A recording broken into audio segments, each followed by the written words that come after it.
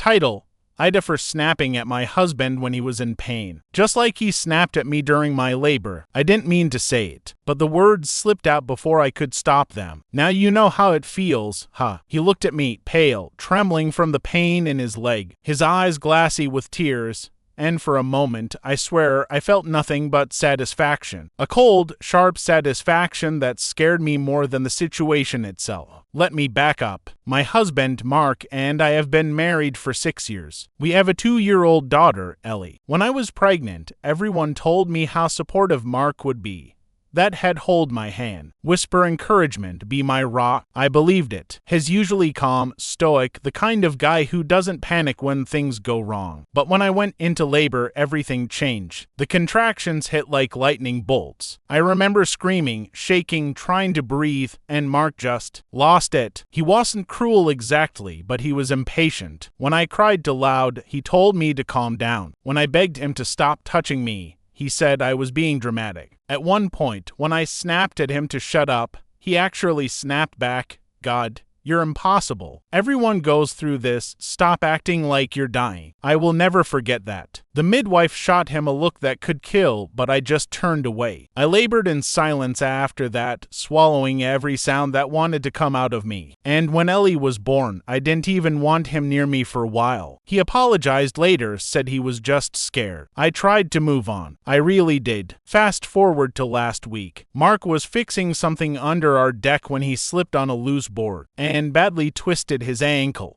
Maybe even fractured it. He screamed. I rushed out, and for a moment, panic hit me like a wave. I saw him gripping his leg, swearing, sweating. I knelt down to help, but then he started yelling at me. "Don't touch it. God, it hurts. Just leave me alone." And that's when it happened. That voice, that same voice had used in the delivery room. The same tone that made me feel small, weak, stupid. It was like a switch flipped in my brain. I froze for a second, then I heard myself say, "Yeah, hurts, doesn't it? Try not to be so dramatic. Everyone goes through pain." Silence. His eyes went wide. He stared at me like I'd just slapped him. And maybe, emotionally, I had. I helped him inside anyway, got ice, wrapped his ankle, even called the urgent care line. But he barely spoke to me. The next day, he told me what I said was cruel and vindictive, that I'd kicked him while he was down. I told him I didn't mean it. Not really, but part of me did. A very ugly, buried part of me that had been waiting tears to be understood. He said, "I was wrong to talk to you that way when you were in labor, but I didn't do it to hurt you. You said that to hurt me. Has not wrong." And yet I can't help but feel like there was something justified in that moment. Not because revenge is right, but because for 2 years, he never really understood what that pain and helplessness did to me, until that second. Now the house is tense. He's walking on crutches and am walking on eggshells. I apologized again, sincerely this time, but he's distant, colder than I've ever seen him. He told me last night, "You showed me who you are when I'm vulnerable." And I wanted to say, "You did too." So, Reddit AITAH for snapping at my husband when he was in pain. Just like he snapped at me during my labor. Update.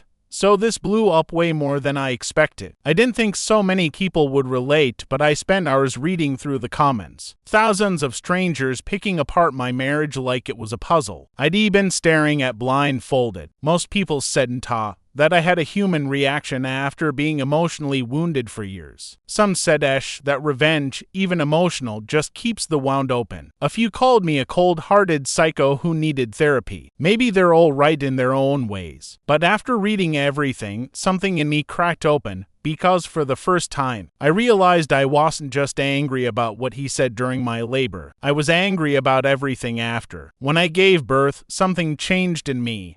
And something broke in him. He never really bonded with the baby at first. He was there physically, changing diapers, making bottles, but his eyes were always somewhere else. When Ellie cried, he'd flinch. When I cried, he'd freeze. I thought it was just stress or new parent exhaustion, but maybe it was fear, or guilt, or both. After reading the comments, I decided to talk to him properly, not just about what happened recently, but about everything. He was in the living room, leg up, scrolling on his phone, pretending he wasn't waiting for me. The TV was on, but muted. Ellie was asleep. The house was too quiet, the kind of quiet that hums. I sat down beside him and just said it. Why did you say those things to me when I was in labor? He didn't answer right away. He just kept looking at the screen like it had answers I didn't. Then he sighed and said, because I was terrified. I said, so you hurt me because you were scared. He nodded, yeah. I saw you screaming and I couldn't do anything. I panicked. I wanted it to stop, but I couldn't make it stop. So I tried to control something. Anything. And I said the worst possible things. He rubbed his hands over his face and said, when you looked at me after Ellie was born, it was like I'd killed something inside you, and I didn't know how to fix it. That broke me a little, because he wasn't wrong. He told me that since then, has been walking around with that guilt, and when he fell off the deck and I said what I said, it was like confirmation that I'd never forgiven him. That maybe I never would. He said, when you said that line, about everyone going through pain.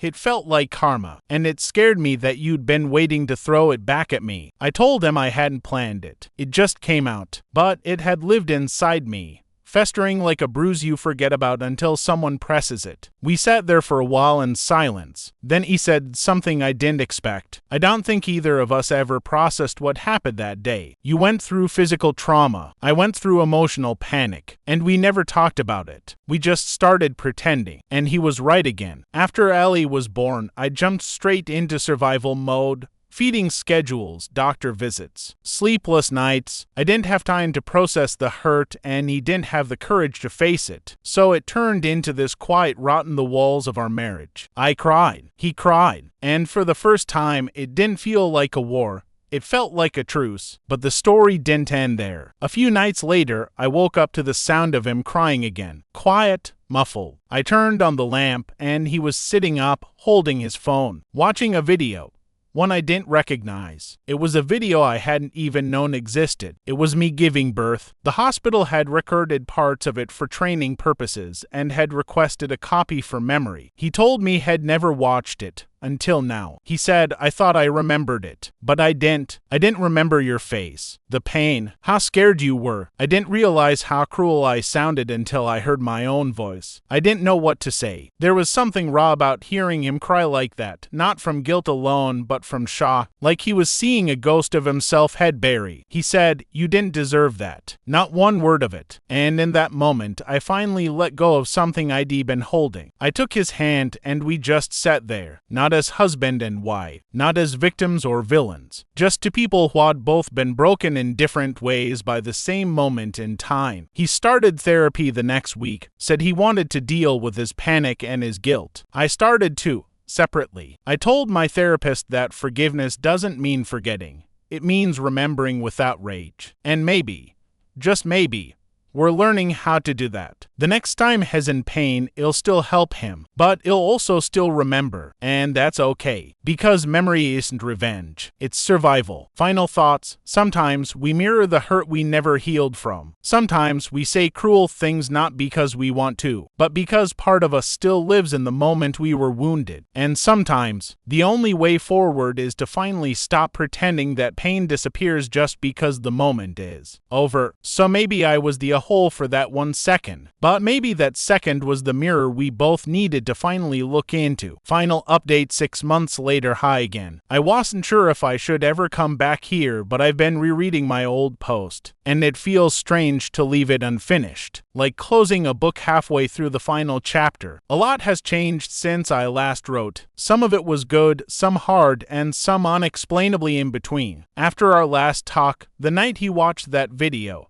it felt like something shifted between us. We weren't exactly healed, but the silence that used to sit like fog in our house started to lift. We began doing couples therapy, once every 2 weeks. I was skeptical. Mark was defensive at first. He hates talking about emotions in front of anyone, but the therapist, a quiet woman named Lorna, had this way of pausing between sentences. That made both of us listen to ourselves more carefully. The first few sessions were brutal. She asked him, "What did you feel when she screamed during labor?" He said, "Useless." She asked me, "What did you feel when he told you to stop acting like you were dying?" I said, "Abandoned." She wrote the 2 words down, useless and abandoned, and drew a line between them. This, she said, is your marriage right now. To people connected by unspoken fear. That stuck with me, because for the first time it wasn't about blame, it was about fear. I used to think Mark was cruel that day because he didn't care, but through therapy, I realized he cared too much.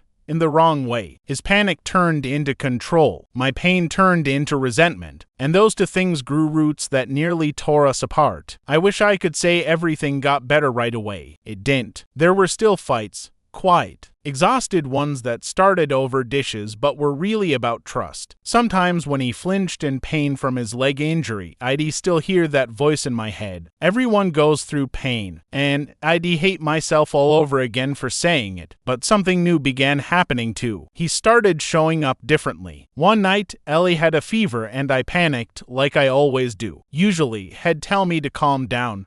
But this time, he just put his hand on my shoulder and said, "You're scared. I get it. I'll handle the thermometer, okay?" It sounds small, but it wasn't. It was the first time in years he saw the feeling behind my reaction instead of trying to correct it. And slowly, I started softening too. Sometimes, when he'd wince or curse from his healing leg, I'd catch myself wanting to say something sharp, that reflexive echo of our past. But I'd stop. I'd take a breath. I'd remember that revenge doesn't rebuild anything. We started taking evening walks again, slower this time because of his limp. Ellie would toddle between us, clutching our fingers, and sometimes, when the light hit his face just right, I'd remember the man I married before everything cracked. He told me once, on one of those walks, when you said that to me, during my accident, I thought I'd never forgive you, but now I think I needed to hear it. Not because you were right, but because it woke me up. I didn't respond. I just squeezed his hand. Because some apologies don't need words,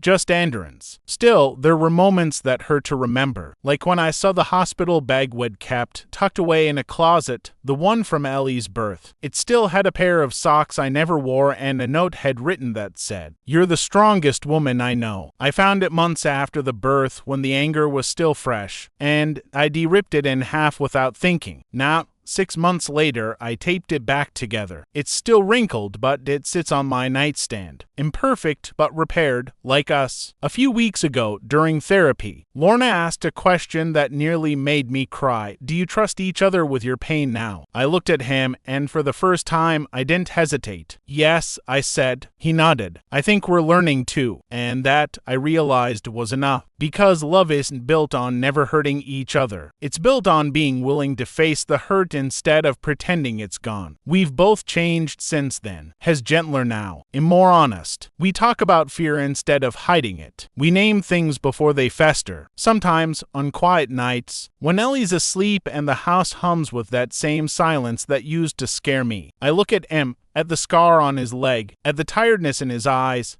and I think about how pain turns us into mirrors for each other. He saw my suffering once and couldn't handle it. I saw his and used it to reflect my anger. Now we see each other, fully, bruised, flawed, and still trying. And maybe that's what marriage really is. Not perfection, not fairness, just the stubborn decision to keep choosing each other even after you've both seen the worst. So, to everyone who commented months ago, who told me to go to therapy, who said forgiveness doesn't erase history, you were right. We're not the same people we were in that hospital room. We're not even the same people we were when I wrote the first post. But we're still here, and for me, that's enough. Tilder.